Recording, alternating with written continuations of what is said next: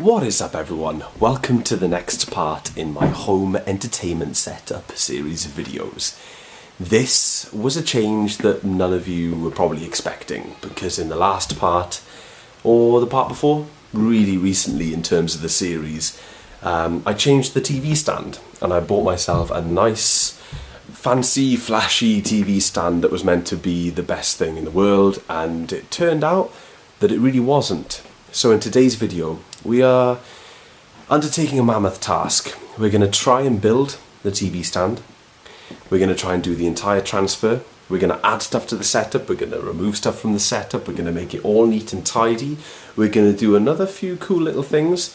And all of this is for one reason-ish. Now, before I start explaining things, it is 10 to 7, or nearly 10 to 7. It's a Friday evening. The kids have just gone to bed. You can probably hear them upstairs, or you will do in the background of this little intro part. But yes, I'm going to try and do this in one night. If I have to overflow into tomorrow night, which will probably happen, to be honest, that'll be okay. That'll be fine. As long as I can get it built tonight and get the basics done. So here's my setup, looking a bit worse for wear. Some stuff is taken away. Note the big missing item, my Betamax. Now, unfortunately, I had to return my Sanyo VTC 6500 for a service, and as you guys know, I only recently had a service on it. It had to go back again because unfortunately, little hands, little fingers, little arms wedged a toy inside of the machine, and that was kind of like the last straw. It was a big last straw, but I don't know why I ever thought that glass was a good idea. You know, sometimes when you find a product online, you're a little bit starstruck by it, and you're kind of like, yeah, that's the product for me, when it's got all the right measurements and all the right features. This one is great. It's got a wonderful cable management system at the back, although there are a couple of ways it could be improved, but a lot better than loads of TV stands. It's got a solid back so you can't see the wall behind. Really great for cabling. It's a perfect TV stand for cabling, to be honest, folks. You can hide so many cables, but it's just no good for kids. It really isn't. So firstly, the entire TV stand is now bent, as you guys may or may not be able to tell. It kind of bows in the middle. That's due to the weight of the receiver and the kids standing on the bottom of it. It's just not robust enough. Even though it looks like there is no leg under the middle.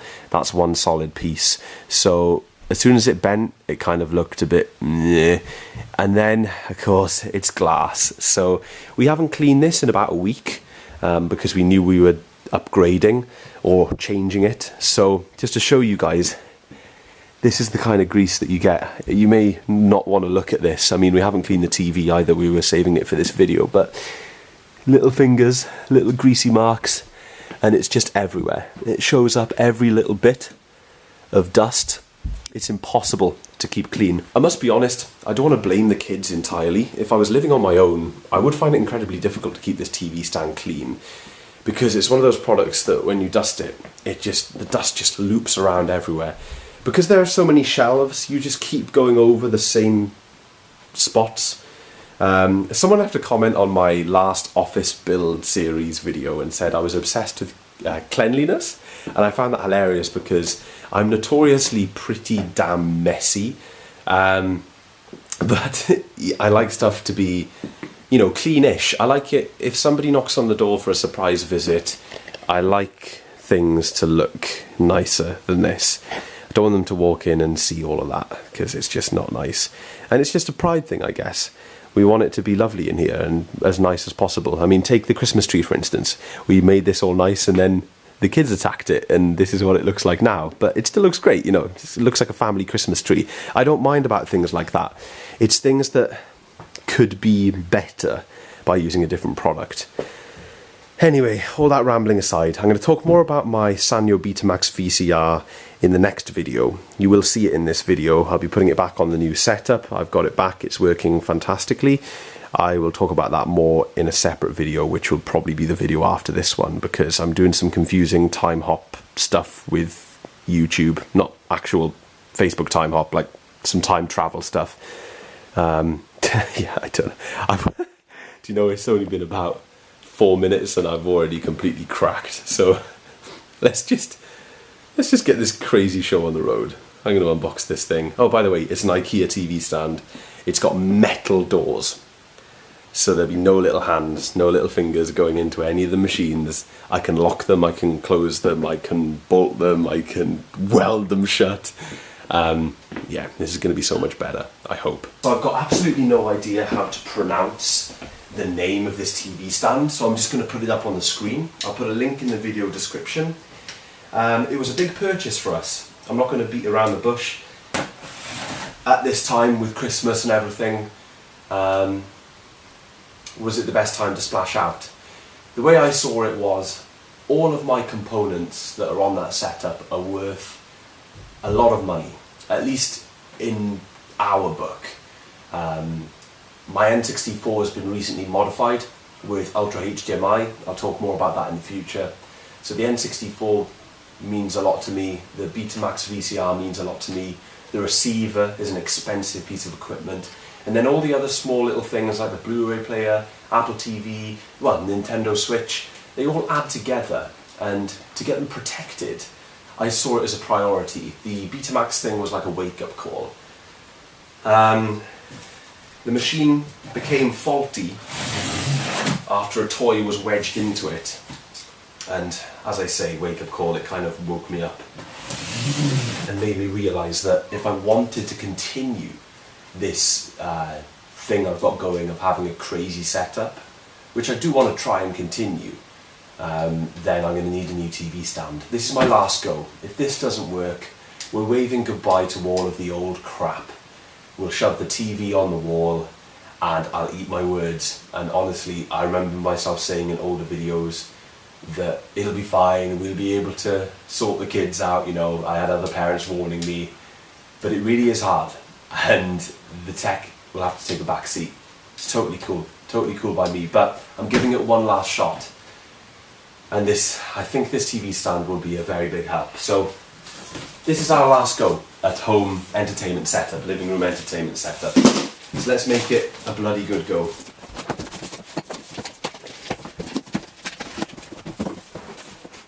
Okay, so I'm getting a good idea for the size of the unit. We've got some packaging, and it is the this has got to be one of the hardest ones I've seen. FJÄLLBO, I have no idea. Anyway, that's what it looks like. Metal doors on the front. Looks very industrial. I actually quite like the design. I'd buy it even if I didn't like the design.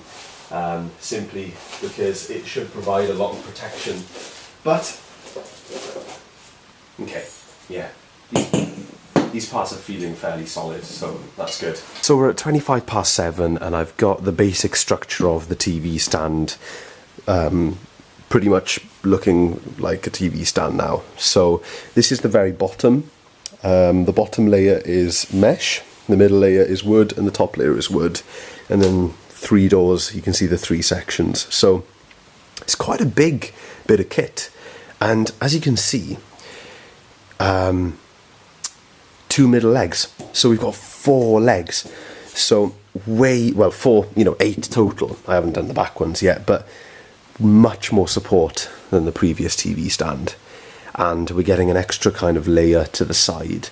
So the 2 sections of this stand are a bit wider, but this one has 3 sections, so 6 main sections altogether. Should be plenty to hold my gear. So that middle shelf was super weird. First time ever with a bit of IKEA furniture that I've had to drill my own holes. Don't know if that's a rarity. Oh wait, is it the first time? Maybe I did with my desk upstairs. I think I did actually. Yeah, come to think of it. But this was super awkward because you can't actually get the screwdriver or the drill in the gap. So here's the screwdriver, for instance. It's taller than the gap.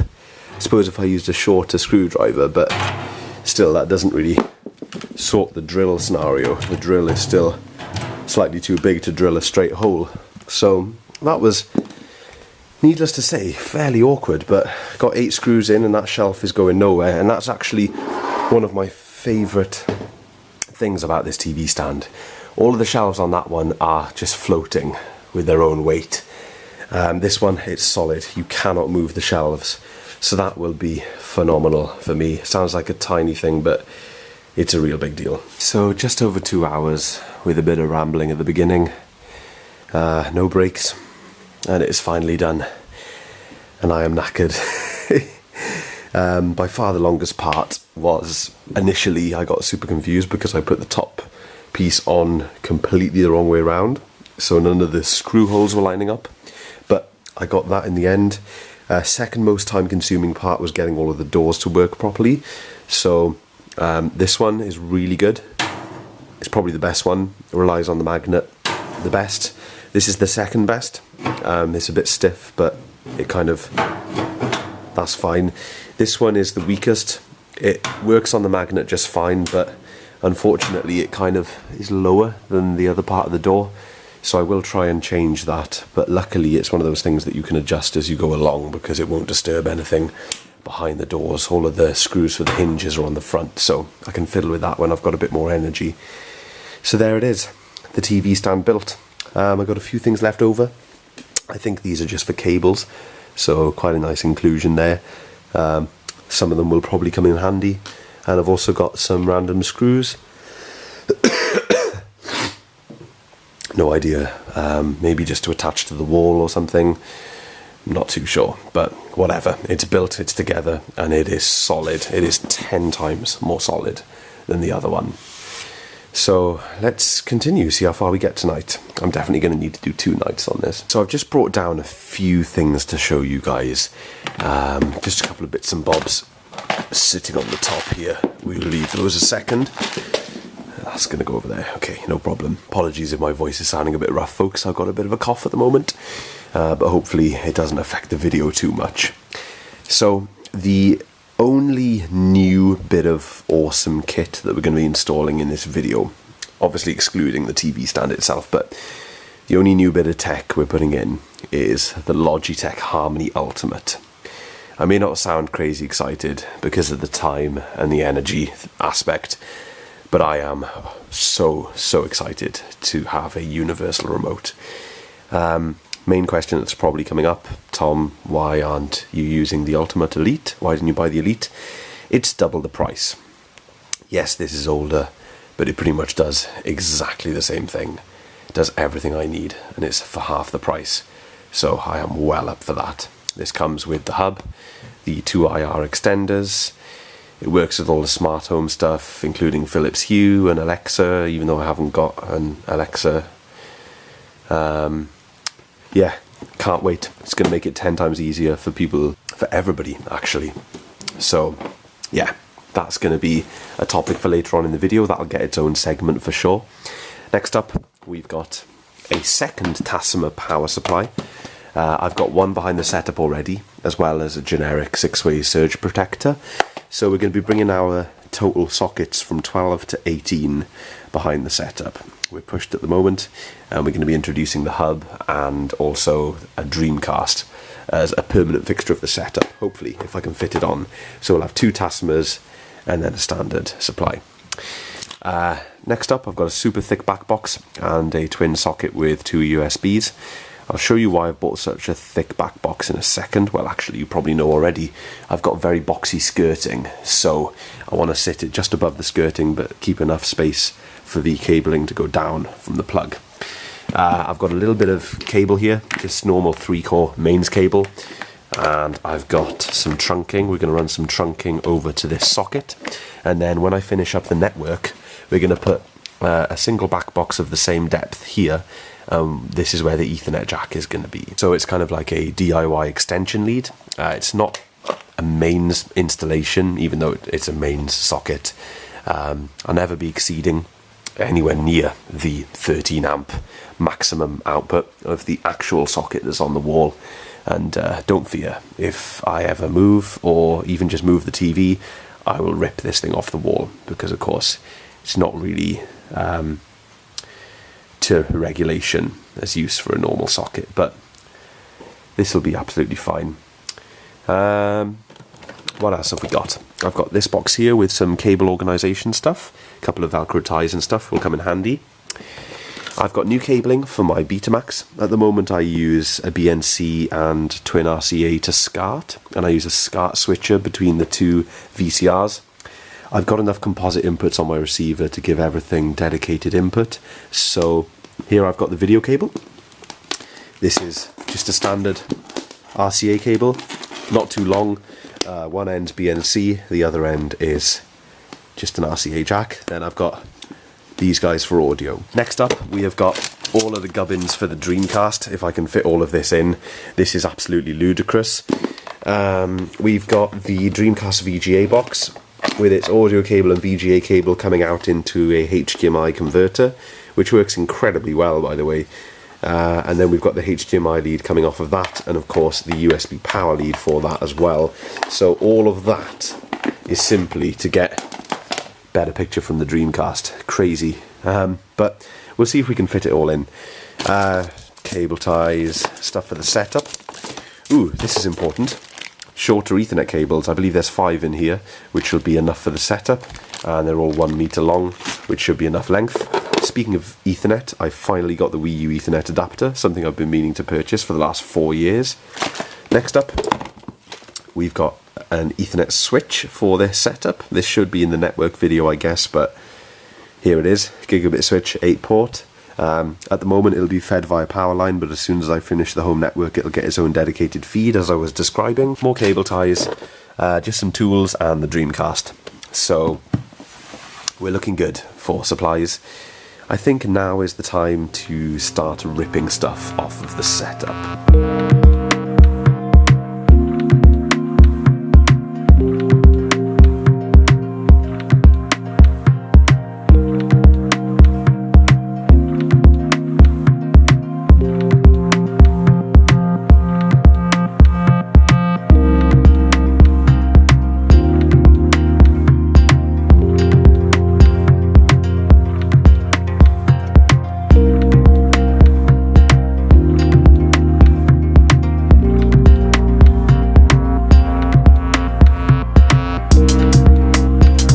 So compared to building the TV stand, that took about 2 seconds.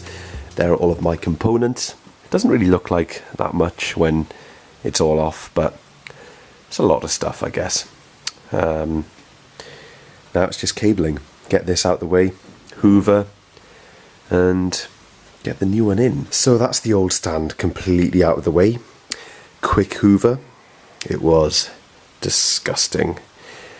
A lot of toys and whatnot. Underneath all the cabling. I'm out of breath. So what I'm going to do now is stick on that little bit of trunking and see if my plan is going to work. The time is 4 minutes past 10 and progress is being made. I've got my socket working, which is great, so much tidier than it used to be. The trunking there is kind of temporary.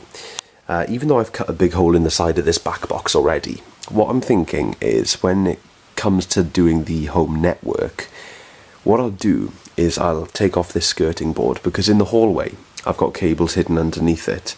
If I can do the same here, then I'll put the single back box for the network outlet here. I'll run the cables inside this guy, so they'll just come up through the top and straight into the bottom. And now you guys can see why I went for such a deep back box, and that's because of the skirting board. I can now plug plugs in and they are free to just dangle there with no strain. Yeah, pretty pleased. It may look like a bit of a tight turn for that guy. It kind of is, but there's actually a gap underneath and there is a tiny loop, so it is slack, as you can see. There is slack there, so it's not too strenuous. I'll try and pull a little bit more through, just because it is quite an angle. And what I'll do as well, when I do the networking video, is I'll trim this here. So you won't see it at all, but the cable will just be able to drop straight down into the skirting board. And obviously the network cable will do the same. So I'm kind of at an annoying stage now where there's no turning back, because the living room is nowhere near suitable for children. So I'm going to have to come up with some kind of plan pretty sharpish to sort this out. So that gives you guys a rough idea of how the setup is going to look. Pretty sweet. If we take a little look under there, you guys can see, perfect, absolutely perfect. And it's actually a lot smaller than the old stand. It doesn't come out as far. It's a bit wider, but not as deep. So it's against the wall, a lot neater really. So I had no idea if this was going to work, but it looks like it does. We've got one Tassima supply, another Tassima supply, the generic 6-way surge protector, which is plugged in to this one. We've got the 2 trailing leads from the Tassima extension leads that'll be going in there. And we've got our 8-port gigabit switch, which is plugged in right there, cable hidden under there, and clearance is great. Check that out. Check that out. Gorgeous. So that is sorted. I lose 1 port. I'm down to a 7-port just because of the cable tie, but that could be rectified in the future. I don't even need 7 ports anyway. This will be a 5-port setup. I just got the 8-port for future expansion. So I think it's time to plop this down and see how it looks from the front. See how much of this ghastliness you can see underneath. So we're looking at 11:30 and I'm calling it a night. I'm just going to tidy up, make this place somewhat suitable for living in tomorrow morning. But I'm dying to show you guys the setup. Again, lack of enthusiasm in the voice, no reflection of how I feel in regards to what I'm doing. There it is. Check that out. There's a view from a bit further back. Looking super clean. If anyone's wondering about the bare wood of the centre channel, all of the sort of like vinyl covering got ripped off, so I'm just going to fill it and paint it whenever I've got time. But there you have it. Nothing's wired in, so it's not super exciting, but this will give you guys an idea of just how everything fits. So we've got the receiver, and that only just fits. There's more of an air gap than it seems because this is obviously just at the front and back. So there's about 1.5 inches, give or take, which is nowhere near as much as I had on the old setup, but hopefully it'll ventilate okay. Hiding in the side, Wii U, Xbox One, Apple TV. Closing that and opening this, we have got Nintendo 64, GameCube, Dreamcast, Blu-ray player, Switch. Now, apologies folks, ran out of battery. As I was saying, I think I'm going to have to ditch the Dreamcast, which is such a shame. It's the only addition to the setup in terms of consoles, but if you remember, the GameCube was on top, and so was the Switch in the last setup, so that is greatly improved. The reason I think I'm going to have to ditch the Dreamcast is the Switch is much too high on top of the Blu-ray player to pull the console itself in and out. Also, I need space for the Harmony hub, so if I put the Switch here, I'll be able to have half a chance of getting the Switch in and out of the dock, and I can put the Harmony hub on top of the Blu-ray player. So, unfortunately, once again, the Dreamcast has drawn the short straw and it will not be making it onto my setup permanently, which is such a shame. I could squeeze it on top of the Xbox One, but I think it's just going to look super clunky. Plus, there's that big fan. Obviously, I could squeeze it this side, but it's just going to get crazy over there, so we won't do that. Plus, the Xbox One is a very ice white. It'll just make the Dreamcast look incredibly yellow if they're too close together, because obviously the Dreamcast is kind of a different shade.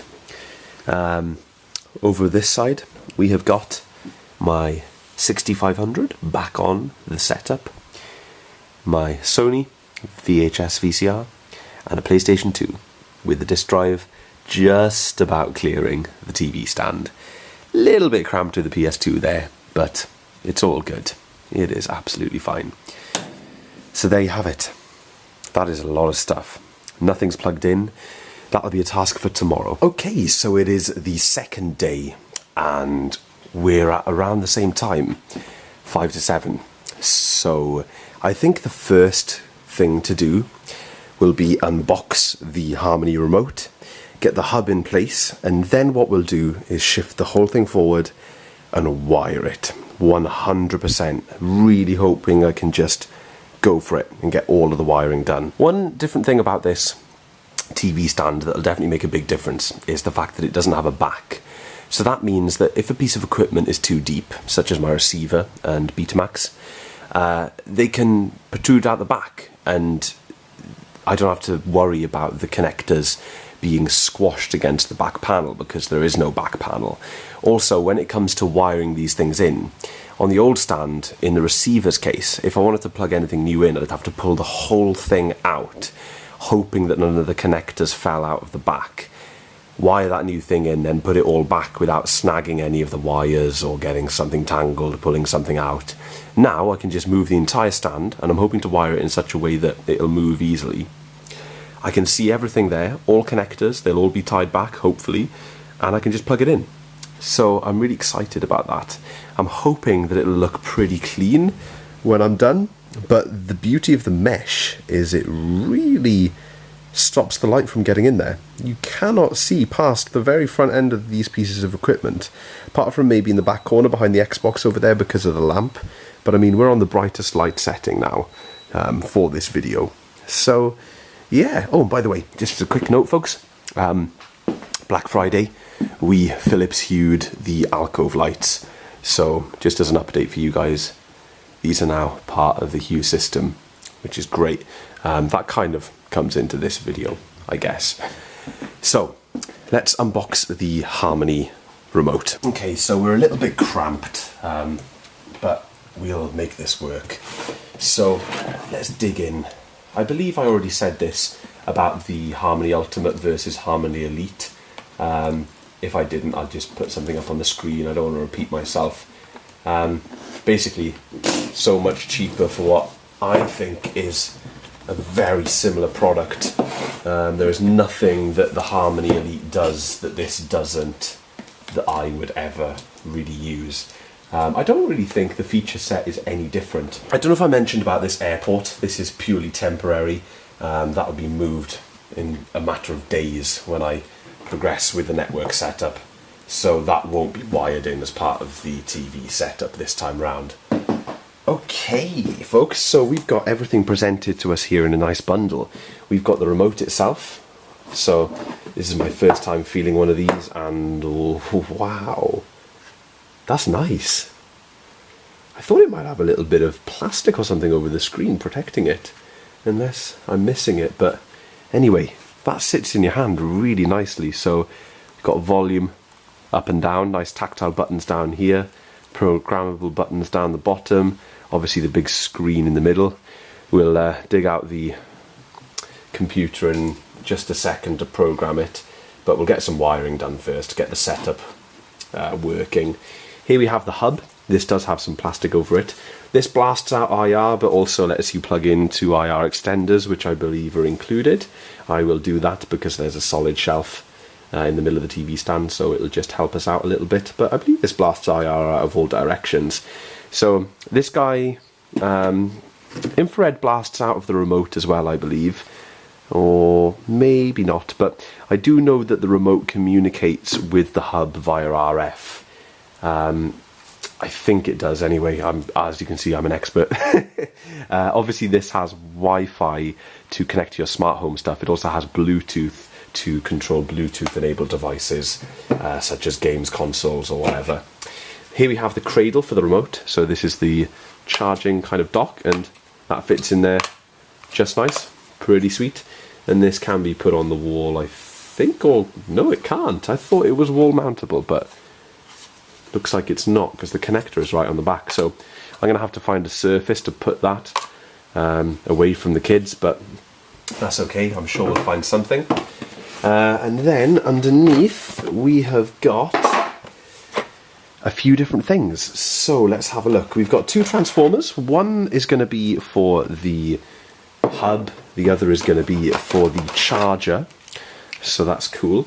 We've got 4 sets of prongs, 2 European, 2 UK. We'll take the 2 UK ones out, and then under here we have got one IR blaster, two IR blaster, and a USB cable for connecting the remote or the hub to the computer.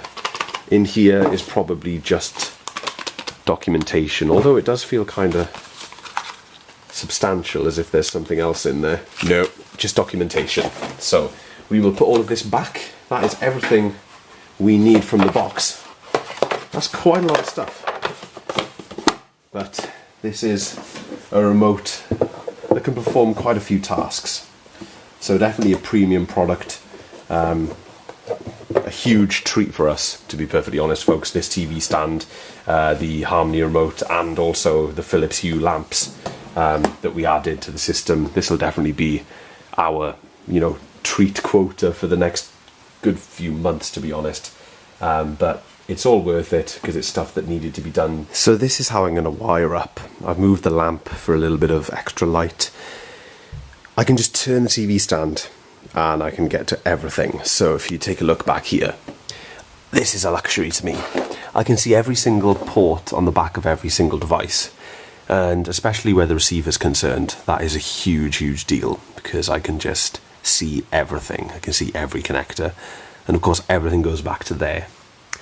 So this is just beautiful. I'm going to sift through this pile of cabling. Every cable I pull out, I will plug in and I will try and manage. So let's see how far we get. First thing I was curious about was the length of the Ethernet cables that I decided to buy. Were they long enough? I mounted this switch under this side, and because I had the unit flipped up over this way, I thought I was fitting it there, but in fact I was fitting it there. There would have been more of a central place for all of the devices using Ethernet, because they're all in a row, 1, 2, 3, 4. But it ended up down here, but that's it's okay. It still reaches, so I can just manage everything down, and it looks pretty healthy. What I'm going to do is double-sided tape these LAN adapters down, that one and that one over there, and we should be golden. That is, of course, the Wiiu LAN adapter, which I've unboxed. So yes, I'm now the proud owner of one of those, finally. So this is the kind of cable management approach I'm going for. Similar to how I did my desk upstairs, I'm taking all of the signals and power lines and everything, and as stuff joins in, you guys can see the kind of like multiple cables I have running there for the Wii U, and then the Xbox stuff joins and it all gets tied in here. I'm just going to make my way along like that and see how that method pans out. So it looks like a complete mess down here, but I'll show you guys exactly how I'm working, and it seems to be going really well so far. So you guys can see over here, coming along, Apple TV, Nintendo Switch, Harmony Hub, Blu-ray player, VHS VCR, and PS2. So what I've done is I've got two bundles here coming down. This is everything on the top shelf wired up now, by the way, at least on one end. So just two bundles, 1, 2. And once I'm completely finished, I'll tie them to these legs. So basically, coming out of every console or device, I've got everything I need to come out of that machine. So in the case of the PS2, we've got the video, the optical audio, and the power. That's cable tied together. You can see the same here with the Harmony Hub. All of the Harmony Hub stuff is cable tied together, and then it goes down to the big bundle. So it makes it really easy to chop and change devices. Okay folks, huge progress. We've got the TV completely wired in, and as you can see, I've done the center channel speaker cable that's poking out under there, and the sensor bar, and it's all coming down in one big loom, coming down, down, down, down, down, and joining this guy. So we've got one big one here. So coming out of the TV, we've obviously got power, HDMI, that's the main feed from the receiver to the TV. We've got SCART. This is lonely on its own RGB SCART in the RGB connector on the TV for the GameCube. And then we've got return optical audio to the receiver for the GameCube. You may notice no antenna. This is the first setup where we've unplugged the antenna. We simply do not use it. Plus our antenna is extremely faulty.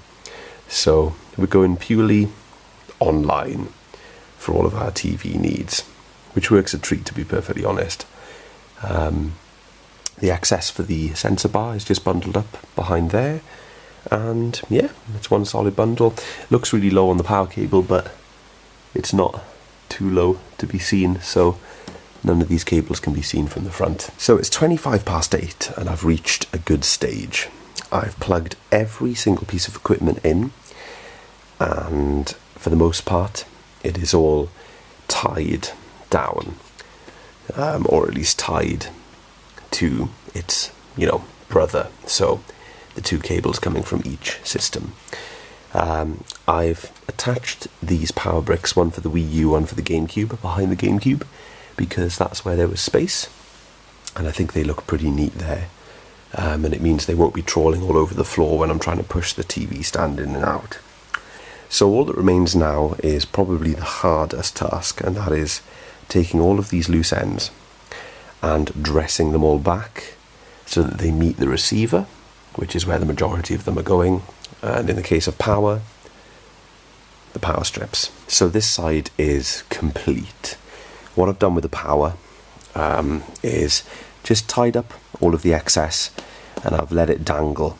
It's part of the stand, so when the stand moves, these will move because they're all tied up, and they're all tight with the plugs that are plugged in. So we've got 8 plugs now wired in underneath for all of these bits of equipment that are here. GameCube, Wiiu, all the power bricks. I've got the Blu-ray power brick there, so this is kind of like the little power brick area. This is going to get pretty hot. So yes, I've also got a bundle coming back with one of these IR blasters on this side, and I've got the other IR blaster coming down, and it's going off into this bundle, and this bundle is everything from over here that needs to terminate over here. So it all comes along. I've tied it there, and as you can see, just as with the rest of the cable management, as new cables become available along the path, I tie them on to the bundle.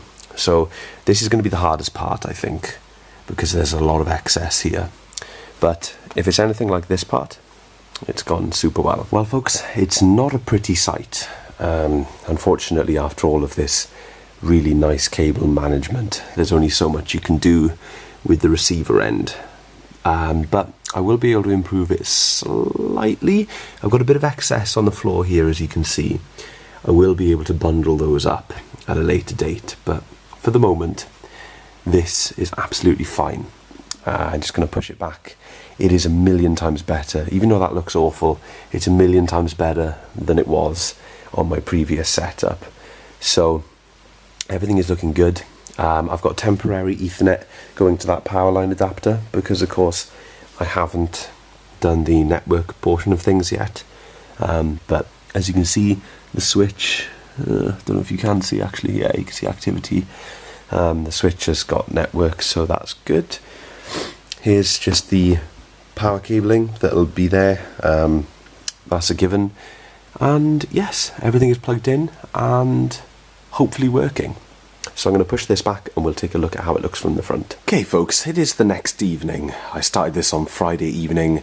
It is now Sunday evening, so this is the 3rd evening in a row. I'm going to tidy up all the mess in a minute. The kids have just had a really successful bedtime, so that's one good thing. It's been a bit of a full-on weekend, so apologies once again. My voice, if I sound really tired. Here's the setup pushed back, and it has been running today, and it works, which is amazing. So all of this is temporary. Basically, I moved the power line adapter over here because it was kind of poking out there, and that socket's a tiny bit dodgy. So I moved it over here, and I've got an Ethernet cable running between this and the switch that we mounted underneath the TV stand. So that's working great. Just got the airport temporarily here, obviously. Very, very soon that'll be going on the wall. Like, I am so close to being able to put that on the wall. You guys will be super proud of me with the progress I've made with home networking part 6, I think it is. Can't keep up with all of these parts. Anyway, I've brought my MacBook down because the main thing we're going to be doing tonight is programming the Logitech Harmony remote.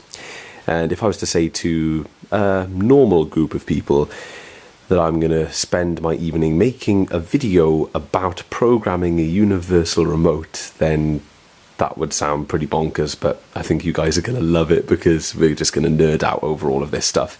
I got everything working yesterday, with the exception of, randomly, the VHS VCR. With the old TV stand, I had both VCRs on the same input on the receiver, and I used the SCART switcher to go between the two.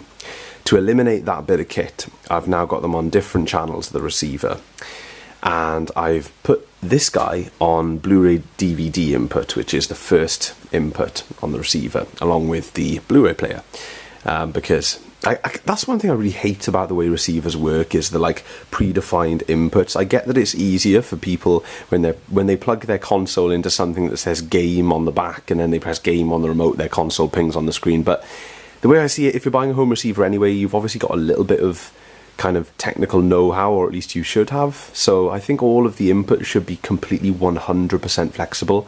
The assigning isn't bad on the input-output on this receiver, but I still hate the predefined titling and whatnot. You can change it in the software, obviously, but that doesn't rename the button on the remote. I'd rather have numbers on the remote. But anyway, none of that's going to be a problem. So I just went into a tangent there. Anyway, this guy, the reason I don't think it's working is because the Blu-ray player is in quick start mode, so it's on a very high level standby, so it comes on instantly. I think it's constantly feeding signal to the receiver, so the receiver prioritizes HDMI over the composite input. So I'm going to turn that option off on the Blu-ray player and see if that fixes it. If not, I'm just going to change it to a different input, which would be a bit of a pain, because that would be the only reason why I'd need to move the TV stand, because everything else works perfectly last night. Well, it just works in general, with no sort of defined timing. Anyway, Jesus, what a good start. I'm just going to tidy up a little bit, and then we'll make a start. We will crack on with the remote. So I just spent about 10 minutes trying to get a VHS tape to work, and I've got no joy. So really don't know what's going on there. I'm going to be so annoyed if it's the cable, because I've tied them all back. So the remote is asking to be connected. This is so awesome. All the buttons are backlit, and it's got one of those sensors in it, so it kind of goes idle and then you pick it up and it automatically lights up. Yeah, awesome stuff. So I've got a list here of all of the model numbers of my stuff. Apart from the Betamax, obviously it's got to learn that. The two consoles I'll be adding will be 1S and Wiiu. They're the only ones supported that we have. Switch isn't supported, and obviously the others are retro consoles, but I can still create kind of buttons for them, because it'll then, check that out, that's awesome.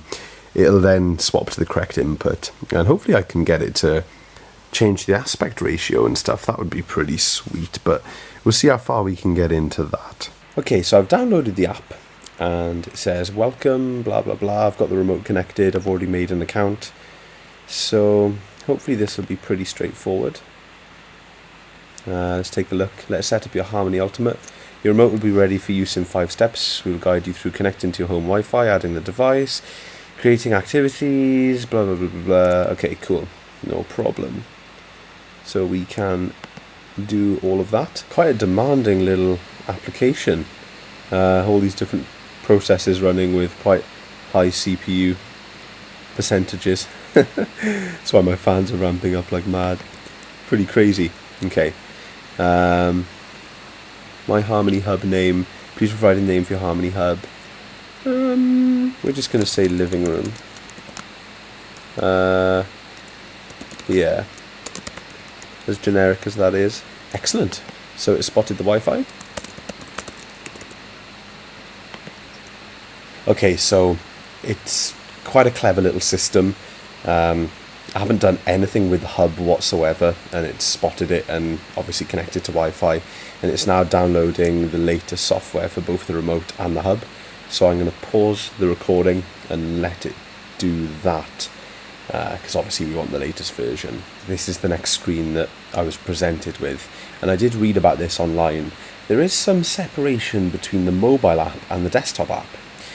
I find it very interesting that you can do some things on the mobile app that you can't on the desktop, and vice versa.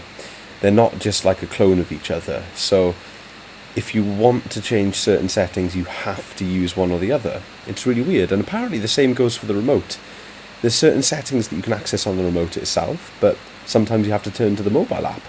So I find that quite interesting. We'll continue using the desktop software because this is the initial setup of all the AV equipment and stuff, so I think it'll just be easier. But what we'll do after we're finished on here is download the app and take a little look at that maybe, although I'd like to do as much on here as possible, to be perfectly honest. We don't have a previous Harmony remote, so we don't care about this part. It's a new setup. Okay, so what do we have here? It sees some stuff on the network that it can control, which is awesome. So the Philips Hue system that I have, and also the Apple TV that I have. Excellent. So we don't need to rescan because it's found everything that it can possibly find on the network. Maybe it would find my Wii U if the Wii U was turned on, but I kind of doubt that. Because apparently the Wii support is a little finicky around the edges. I need to go and jab the button. Please press the button on the Hue bridge. Okay. Alright guys, we're going to swap to some camera work because this app is so demanding that when I tried to add the Philips Hue, my whole computer completely froze while screen recording and doing this app at the same time, which is kind of bonkers considering what I do on here. This is a horrendous app. It's not too bad now we're into adding devices. So the Apple TV was detected automatically on the network, so I added my Samsung TV, my receiver, my Blu-ray player, my video player, and my Wii U. So they're all of the devices. It seems like a lot more, but obviously we'll have to add the Betamax in a different way because I'll have to teach the remote the IR signals that come from that remote because it's not a supported device. Okay, so I've set up two activities, watch Apple TV and watch a DVD. So we're going to set up another one now on camera just so you guys can get a taster for it. We'll set up another watch a movie activity, but this time watch a VHS. Whoop. You do capitals? It doesn't seem to... Oh, that's strange. Caps lock doesn't work on this program. Watch a VHS tape. So...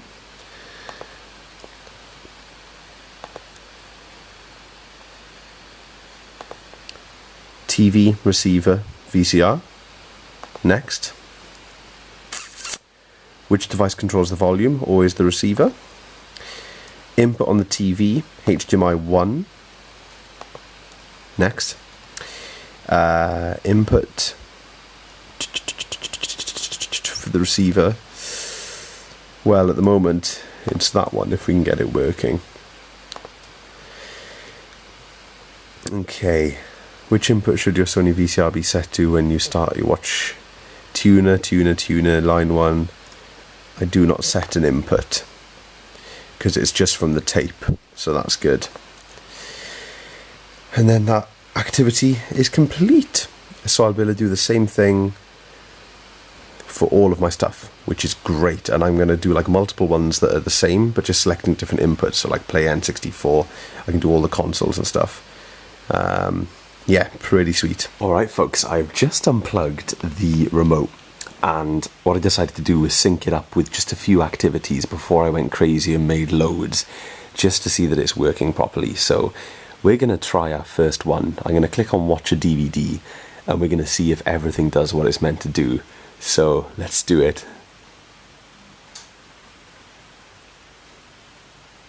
TV came on.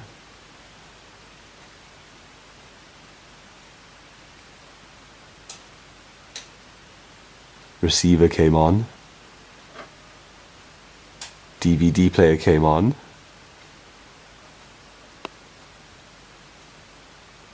And is it on the right input? TV's on the right input.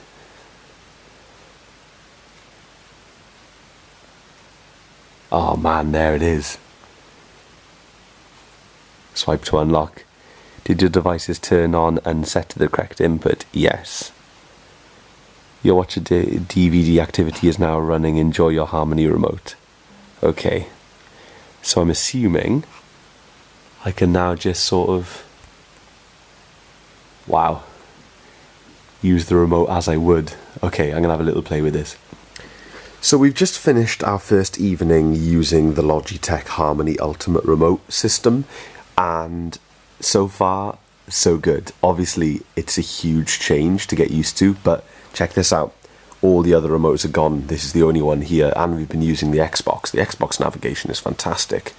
The only thing that's spinning me out at the moment a little bit is I was kind of expecting, if I'd press play Xbox and then afterwards press, say for instance, watch a DVD, I'd expect the remote to turn the Xbox off, but it doesn't. It just turns on the DVD player and swaps the inputs.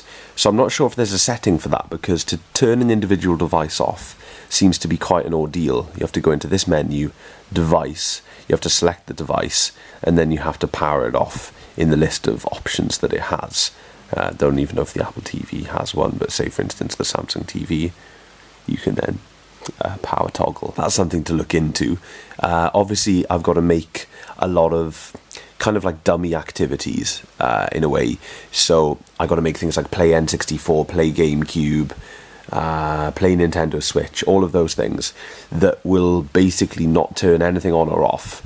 Obviously I'll put the receiver and TV on commands in there, but just swap the inputs. They won't actually turn those devices on, obviously. It'll be the same for the Betamax, but the difference with the Betamax, I'll be able to use the transport controls, because I'll figure out how to teach this remote the infrared signals from other devices, because I know you can do that. And crap, I've just fired everything up because I've pressed one button accidentally by twiddling this thing around. But it's all rectified. You can just do that. And of course the Xbox is mid-boot cycle, so it's not complaining about being turned off. By far one of my favourite things, I know I've mentioned this already, but here's a better demo. Sitting there, boom. What I love about this remote is it really brings together the setup. It makes it feel like as one whole thing. And check it out, Philips Hue control is pretty sweet. It's basic but handy, so I can go straight to lights, I can go straight to scenes, and I can choose different scenes. And what I'll do is, I've never bothered to delete the default scenes, so there's quite an extensive list of different scenes in here that I'd never use. So I'll go into my Philips Hue and manage things a lot better. But yeah, it's awesome that you can select these scenes, because it's quicker to do it from the Harmony remote than walk up to the light switch or take out your phone. Obviously if you're an Amazon Echo user or whatever, it will be quicker to just say it out loud, but for us, this is pretty cool. As for things that I was curious about, such as the aspect ratio of the TV, it's in a little option on the screen, which is really cool. I still might be able to map that to one of the buttons, because that's something that we change a lot.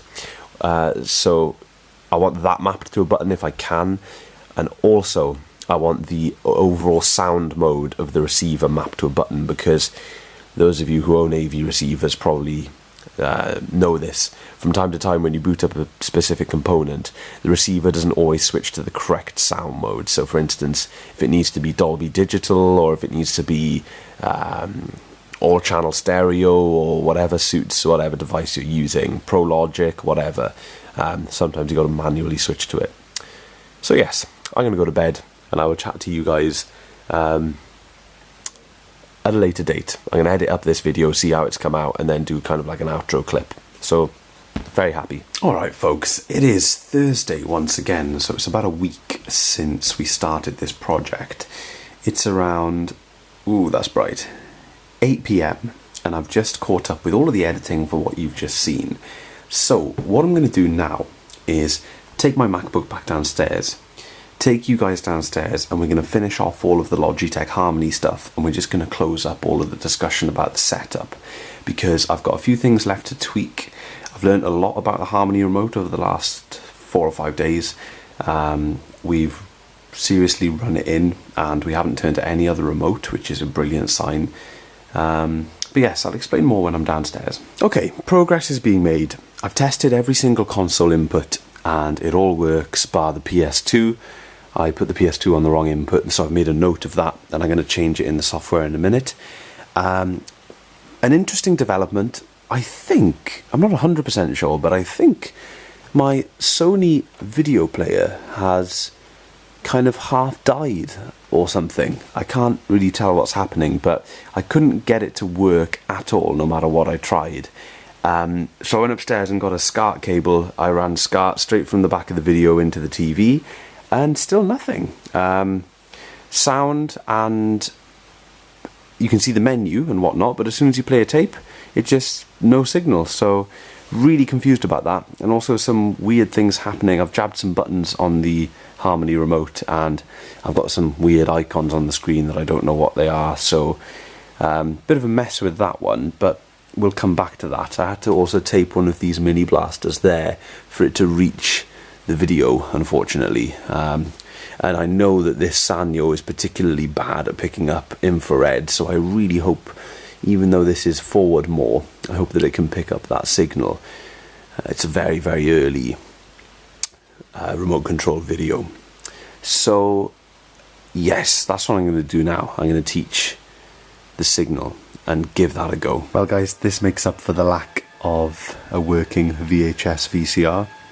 This is a 1980s, 1982 to be precise, I believe, Betamax VCR, being controlled by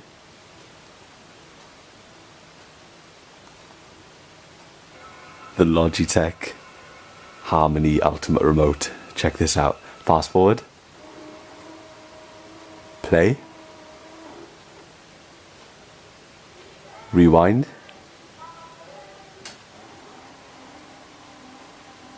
Play. Pause. Beautiful smooth pause on this machine. Play. Oh yeah, and pause. You have to press pause twice. Old school.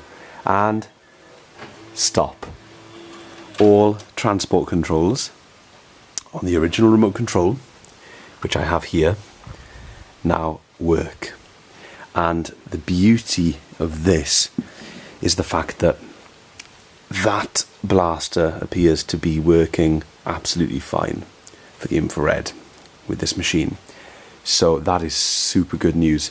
The process is really quite easy. This is the little infrared pad on the back of the remote, and you basically just point this remote and it asks you a couple of questions, such as what type of device is it. So I selected DVD, Blu-ray or VCR. Oh no, I actually selected this device plays tapes because it was more like sentences, and then it asks you to press a couple of buttons. So it asked me the on-off, channel up and play. They're the only buttons I had on this remote. It also asked me for button number 1 and the select button, which I did not have. And after it received the commands for those 3 buttons, it mapped it to a profile. And the profile that is being used is obviously not correct, because this is far too old to be in the database. But we can tell because if we go into devices and we go down to VTC 6500, there are several options in here that do not apply. But that doesn't matter. They're just commands that you'll never use. They'll never get toggled, so it's absolutely fine. All of the transport controls work, and that's all you need. As far as turning it on and off, I don't know. Let's give that a go. I don't think... Yeah, it doesn't do anything. Even though there's an on-off button on the remote, this machine has a hardware on-off button. So there's a bit of a difference there, but it works absolutely perfectly. So I'm really glad about that. And it shows if this can work, then I can get this guy working. Well, this has nothing to do with the remote. It's purely some kind of fault or setting or something. Anyway, I also fixed the PS2 thing, so let's give that a go. We'll start from fresh, and we'll go straight for play PlayStation 2. So we will go there, and hopefully everything will work okay. The PlayStation is on, so should just boot straight into PlayStation.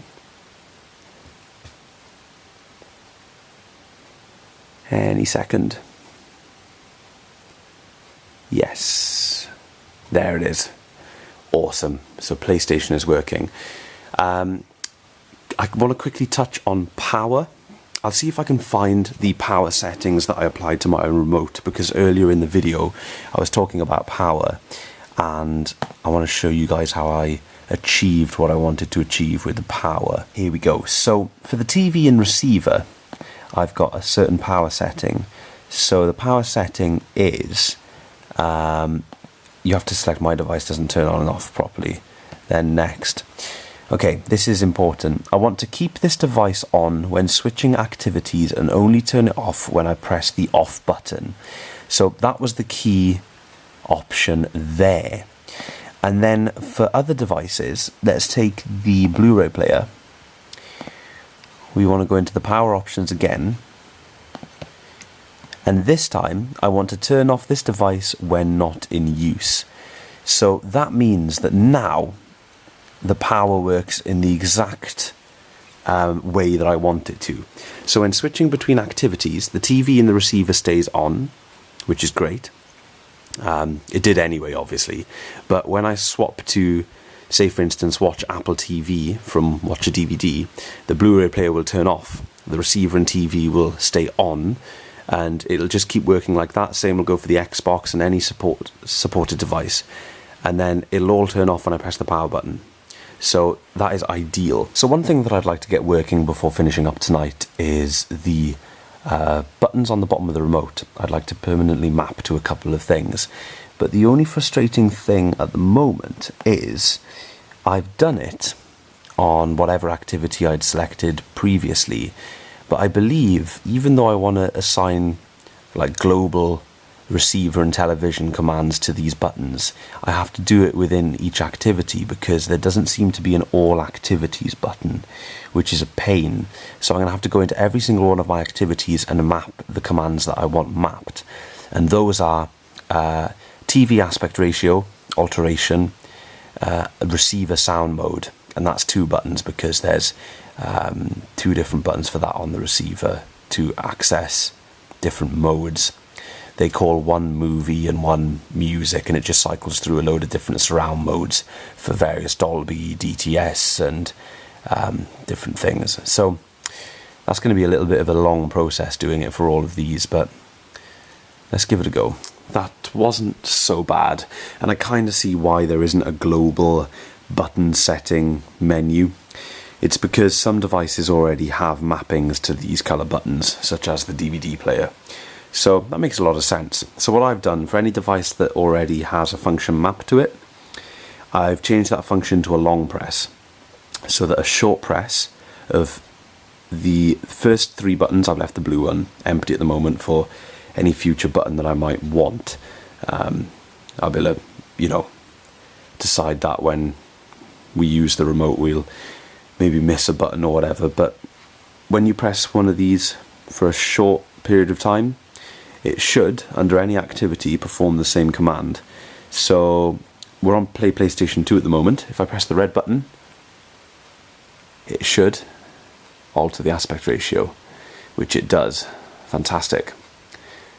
So then if we go down to the receiver and I press the green button, it should alter the sound mode, which, as you can see, it does. So that's Pro Logic, and then we've also got on the yellow button, nothing on the yellow button. Let's try just move over to the Nintendo Switch. Let's try the yellow button. Yeah. Okay, so there might be a couple of mistakes. This is the music one, so this is where you get the option for, it was there, I was just on it. Thomas, there you go, pure audio. That light comes on and it means that there's no processing done whatsoever. But yeah, this is pretty sweet. So that is as it should be. Nintendo Switch is on the same input, that's why the PS2 is still displayed, because the Switch isn't on. So yes, that is pretty much complete. There'll be a couple of errors in those button mappings because it's a bit of a process and I have to do it for every activity, so any errors I come across I'll remember and edit them in the future, but right now I just want to sit down and do a whole lot of nothing. So this still isn't the close of the video. I'll do a further update tomorrow when I maybe try and figure out what's happening with that guy and finalise everything, but we're so close now, very close. Howdy folks, it is Sunday, the close of the weekend, and we've been using the setup all weekend. I'm upstairs at the moment. I've just caught up with all of the editing so I know exactly where we are, and this will be the outro clip. But first of all, a couple of things before I say goodbye. First of all, when I mentioned Philips Hue, I think I mentioned that we got a Black Friday deal, but what I don't think I mentioned is in that deal we had to buy 3 bulbs. We had to buy a twin pack, which are downstairs. We also had to buy a single, so it worked out as 10 quid cheaper than buying 2 lamps to buy 3 lamps on Black Friday. So one heck of a good deal on Philips Hue, which there often is on Black Friday. So I have a spare Philips Hue like candle style bulb. So what I'm thinking with this guy is on top of the Blu-ray rack I'm going to get a small little lamp and have it in the corner up there, because that's kind of a dark corner. And then once I've done that, apart from a possible strip behind the TV one day, I think the Philips Hue is 100% done for that room, like really completely done. So when I say that room, do I mean, am I thinking of adding Philips Hue to other rooms? Not anytime soon. It's incredibly expensive and it's not perfect. The imperfections are completely worth putting up with for the very nice light you get in a living room environment, being able to make all those funky colours and really nice like cinema modes and gaming modes and stuff, you know, all the loveliness that you get with Philips Hue. Super nice system. But for other rooms, I think I would get frustrated with Philips Hue.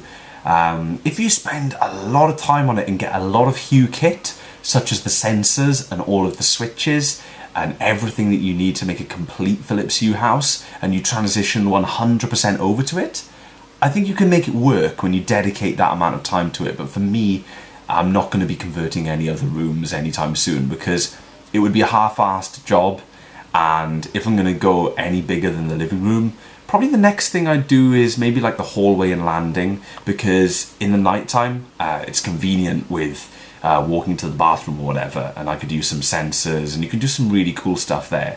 But that's way down the line, because this stuff is crazy expensive. Crazy. And my advice to anybody is not to get into it unless, don't do it as just an experiment, because it is a bug. And I know everyone says it, you do catch the Philips Hue bug, because once you've got a control over those lamps, you do not want any other kind of control. It has to all be within that ecosystem. It's similar to the Apple trap. The Philips Hue ecosystem is very similar to the Apple ecosystem, whereby you end up spending a lot of money because you feel like you can't deviate from the path that the specified company expects you to take. So anyway, that's enough on Philips Hue. We'll leave that there. Let's talk about the main thing. The setup. This setup is the best setup I've ever done. I am so proud of the cable management. I know it's messy behind the receiver. What we will do in the networking video, which is really coming on, I've worked a lot on that this weekend. That's why I haven't filmed any of this video yesterday or the day before. We will, when we pull the TV stand out to fit that Ethernet jack behind the TV, I'll take that opportunity to spend 10-15 minutes just bundling up some of the other cables behind the receiver and making it a little neater back there. But apart from that, we are pretty much done. I still have no joy with any kind of VHS tape. I don't know what is happening with that little Sony. It worked fine before I took it off the setup. I really don't know whether I've jabbed a button or not, but I'm having all sorts of weird things. I can't pinpoint the issue because it's just giving me weirdness. So I've got other videos I can take down and try, so I'll do that. I've got another Sony sitting up on the shelf up there that actually displays a very similar issue.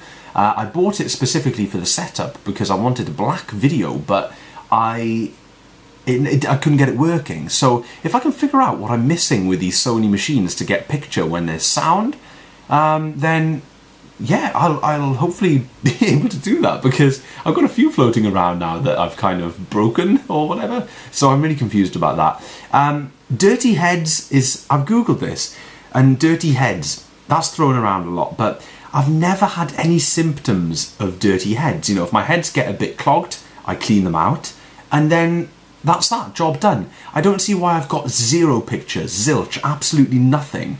No static, no nothing. I've got menus, but no pictures. So anyway, I don't want to focus too much on that because it's just one element.